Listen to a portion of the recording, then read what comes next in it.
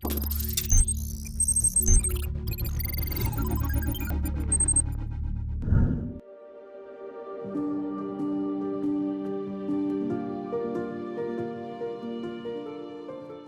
काफ़ी समय से XUV 700 के आने का इंतज़ार कर रहे हैं। हमने आपको अपनी वेबसाइट पर कार की तस्वीरें भी दिखाईं और आप इसके बारे में ज़्यादा जानना चाहते हैं। जब इस गाड़ी के स्पाई शॉट्स आए थे तभी आपने देखा होगा कि सोशल मीडिया पे बहुत सारे कमेंट्स आए थे इस गाड़ी के लुक्स के बारे में। लेकिन अब ये हमारे सामने है, हम इसे देख सकते हैं और परख सकते हैं और हम ये देख सकते हैं कि ये एवोल्यूशन है XUV 500 का, क्योंकि ये जो बल्क है जो बॉनेट पे आपको दिख रहा है थोड़ा मस्क्यूलर है, वो इस गाड़ी में फिर भी दिखाई देता है। लेकिन अभी आप ये बड़े LED DRLs जो देख रहे हैं यहाँ पे, वो एक सिग्नेचर है। वो XUV 300 में भी ऐसे ही है पर इतने बड़े नहीं हैं। आपको LED हेडलैम्प्स भी मिलते हैं, ये क्रोम मिल जाता है आपको, क्रोम ग्रिल। मगर इसका बेहतरीन फीचर ये है कि ये फर्स्ट गाड़ी है जिसे महिंद्रा का नया ब्रांड लोगो मिलता है। अगर आप प्रोफाइल में देखें तो ये गाड़ी XUV 500 से लंबी है।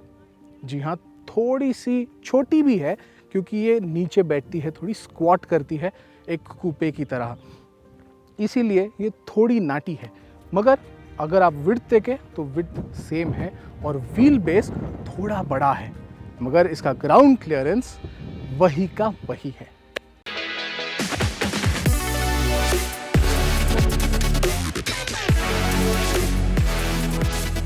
बात अलॉय व्हील्स की, जो आप यहाँ देख रहे हैं वो 18 इंच के हैं, लेकिन निचले वेरिएंट्स में 17 इंच के पहिए लगे हैं।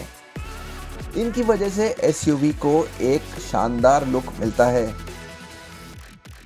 आगे की डिज़ाइन काफ़ी दमदार है, लेकिन अगर आप पीछे आए तो आपको ये थोड़ा ऐसे लगता है कि ये डिज़ाइन एक बवेरियन कार मैन्युफैक्चरर से निकाली है, थोड़ा कॉपी किया हुआ लगता है वहाँ से, क्योंकि ये चिज़ल लुक नहीं है। आगे पूरा बल्क है और पीछे ऐसा थोड़ा मस्क्यूलर टाइप करने की कोशिश की है, लेकिन ये कोशिश बहुत कम पड़ती है क्योंकि ये बिल्कुल अच्छी नहीं लगती इस गाड़ी पे।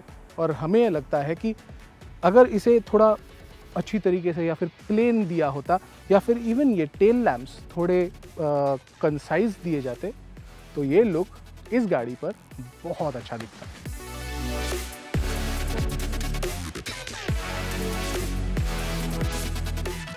तो हाँ, डिज़ाइन यकीनन थोड़ी बेहतर हो सकती थी। इसकी तुलना में कार का कैबिन ज़्यादा लुभाता है।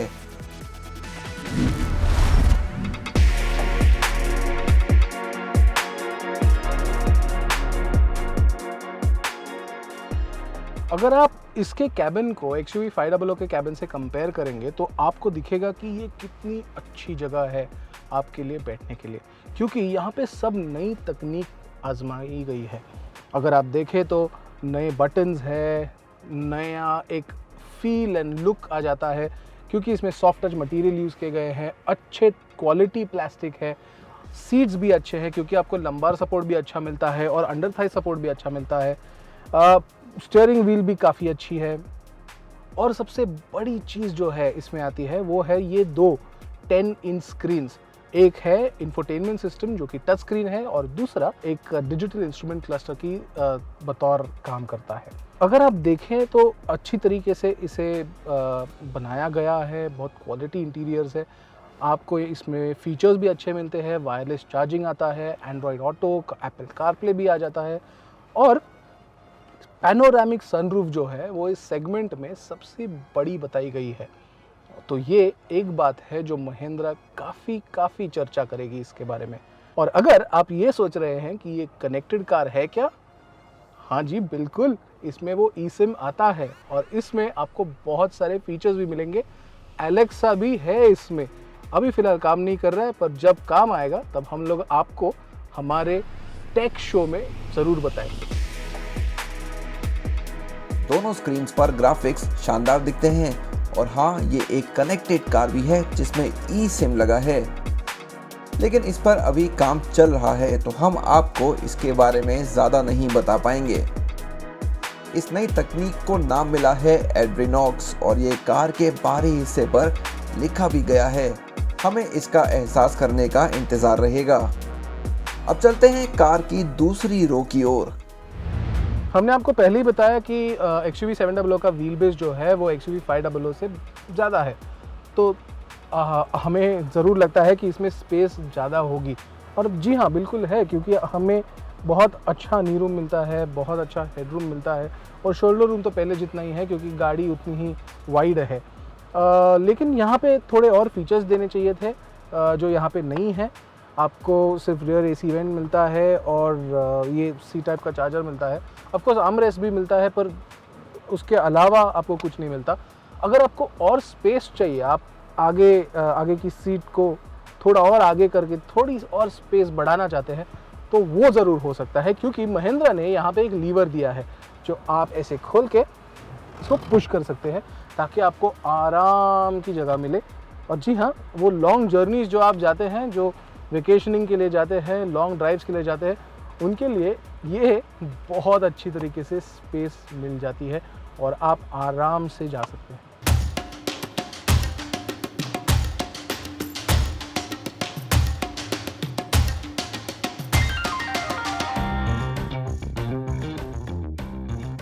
और अब बात तीसरी और आखिरी रो की।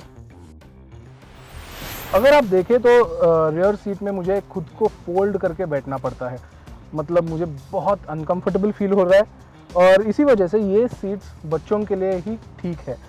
और मुझे यही लगता है कि लॉन्ग जर्नीज़ हो या शॉर्ट जर्नीज़ हो, यहाँ पे अडल्ट बिल्कुल बैठ नहीं सकते क्योंकि जगह ही नहीं है। यहाँ पे फीचर्स हैं, थोड़े से कप होल्डर्स है, आपको AC वेंट्स भी मिलते हैं और 12 वोल्ट का चार्जर भी मिलता है, और ये आजकल सेगमेंट में हर एक गाड़ी में मिलता है। तो अगर आप देखें तो मेरे हिसाब से यहाँ पे सिर्फ बच्चे ही बैठ सकते हैं, अडल्ट्स के लिए ये थर्ड रो है ही नहीं।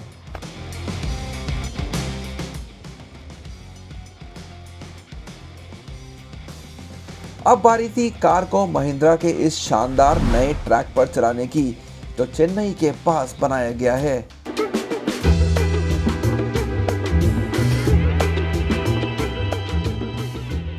हमने शुरुआत की सबसे ताकतवर मॉडल से, जो है टर्बो पेट्रोल।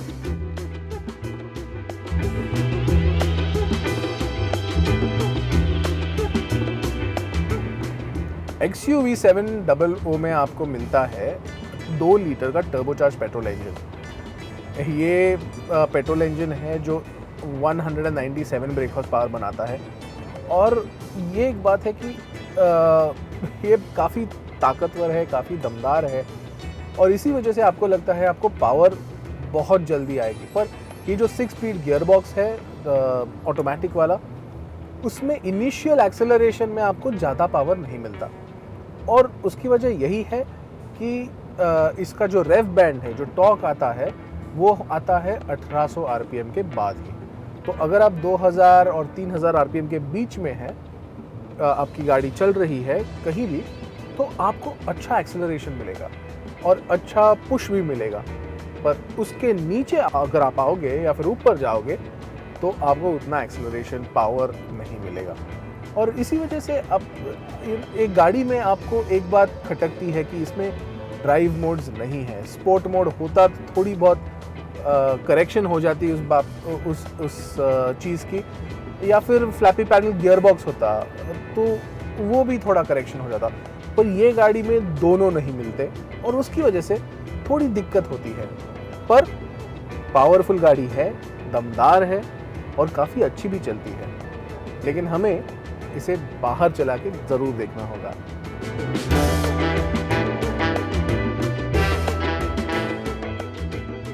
यहाँ आपको ताकत बढ़िया तरीके से मिलती है, कम से कम 5000 RPM तक। वहीं डीजल इंजन भी बढ़िया परफॉर्मेंस देने का वादा करता है। तो अब बारी थी उसको परखने की।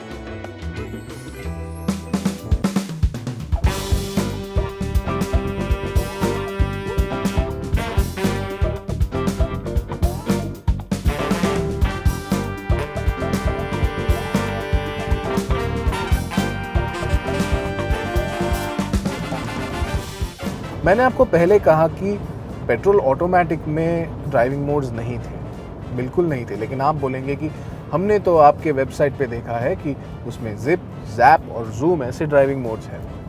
देखे होंगे ज़रूर, लेकिन हम ये कह रहे हैं कि ये डीजल ऑटोमेटिक में मिलता है।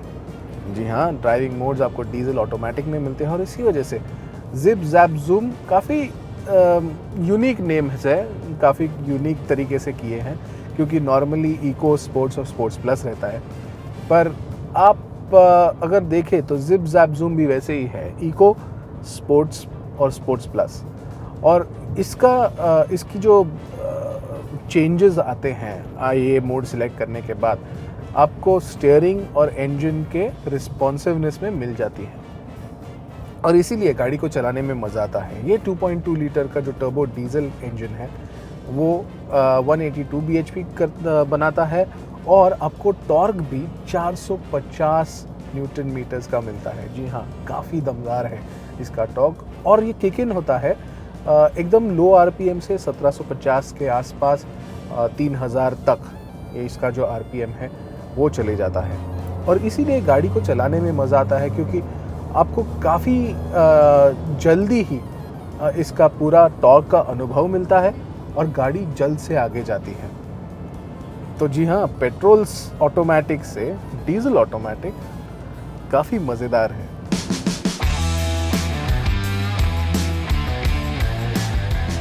जहां आमिया ने दोनों ऑटोमेटिक्स चलाई, मुझे मौका मिला डीजल मैनुअल चलाने का।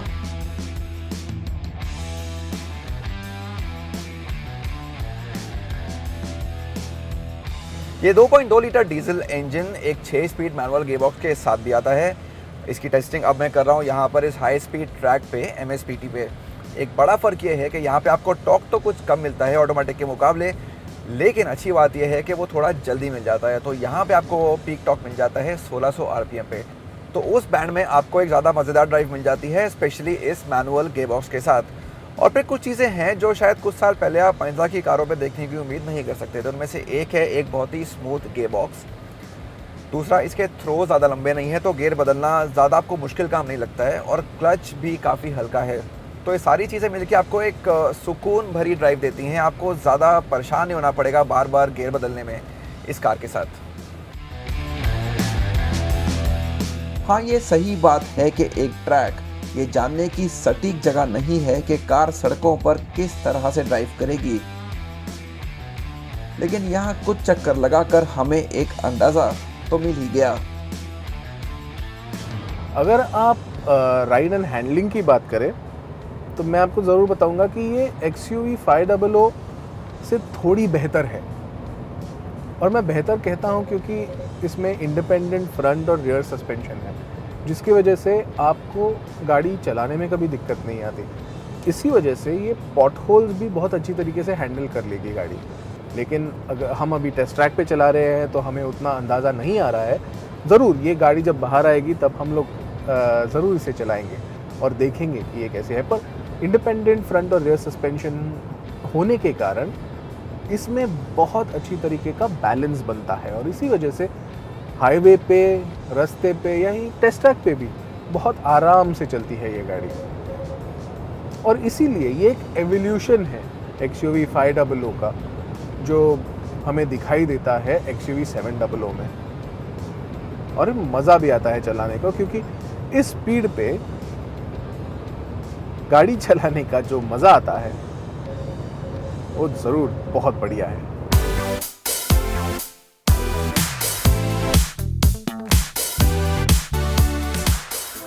मैं आपको एक और चीज़ के बारे में ज़रूर बताना चाहता हूँ और वो है सेफ्टी, क्योंकि महिंद्रा ने इस पर इस कार में खासा ध्यान दिया है।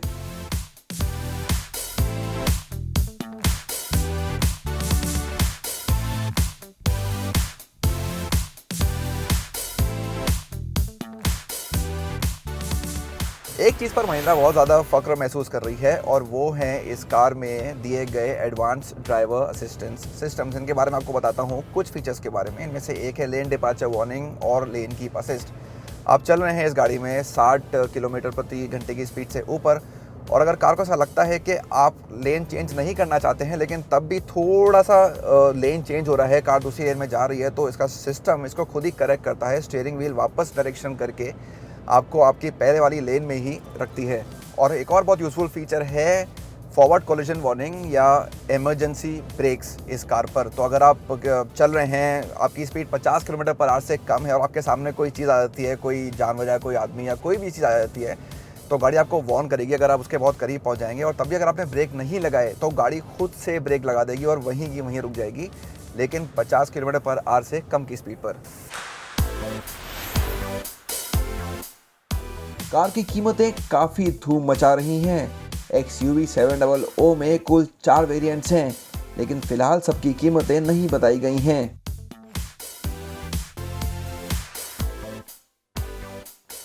बेस MX पेट्रोल 11,99,000 रुपए का है, जबकि सबसे सस्ते डीजल की कीमत है 12,49,000 रुपए। इसके बाद AX ट्रिम है, जहां से पेट्रोल मॉडलों की कीमतें बताई गई हैं। AX3 पेट्रोल 13,99,000 रुपए का है और AX5 पेट्रोल है 14,99,000 रुपए का।